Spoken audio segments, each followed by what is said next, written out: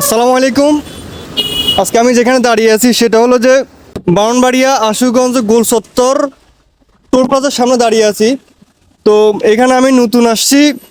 নতুন আসার পর যেটা আমি লক্ষ্য করলাম যে বর্তমানে বাংলাদেশে বন্যায় কবলিত মানুষের হাহাকার চিৎকার, এটা তো অবশ্যই অবগত আছেন। তো যে বিষয়টা, এই যে আমার পাশে যারা আছে এগুলো ছাত্র, সব স্টুডেন্ট। এই বাইকগুলোর মানে কিছু আত্মত্যাগের কথা বলি। এগুলা নিঃস্বার্থভাবে, মানে তারা কোনো নিজের কোনো টাকা পয়সা এখান থেকে সরকারের কাছ থেকে কিছু তো পাচ্ছেই না। নিজের বাপ মার খেয়ে এই যে বন্যার্থদের জন্য ত্রাণ, সকাল থেকে রোদের ভিতরে সকাল থেকে রাত পর্যন্ত এরা সাদা কালেকশন করতেছে বন্যার্থদের বাইদের জন্য। আসলে এই দেশটা শুধু আপনার একার না, এদের এই ছাত্রদের অবদান এটা প্রতিটা ক্ষেত্রে ক্ষেত্রে এখন বুঝে যাচ্ছে। এর বাইরেও আছে, অনেক কষ্ট করতেছে অলরেডি।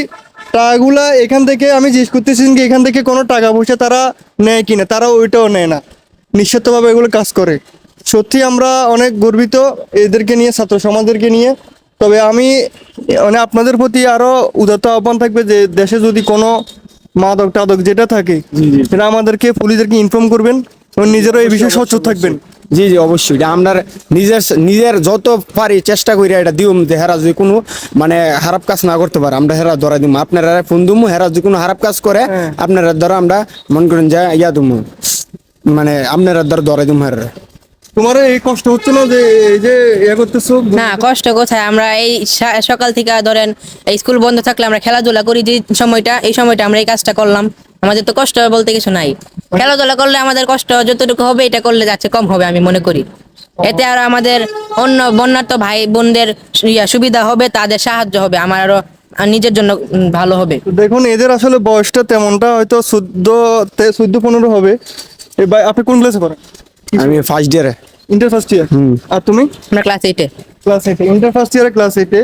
মানে এদের দেখেন এত অল্প বয়সীও, তারপরে এদের যে মানুষদের প্রতি, বন্যার্থ কবলিত আক্রান্ত আহত মানুষদের প্রতি যে একটা টান ভালোবাসা, সেটা এই 2024 সালে স্বাধীনতার পর বোঝা যাচ্ছে।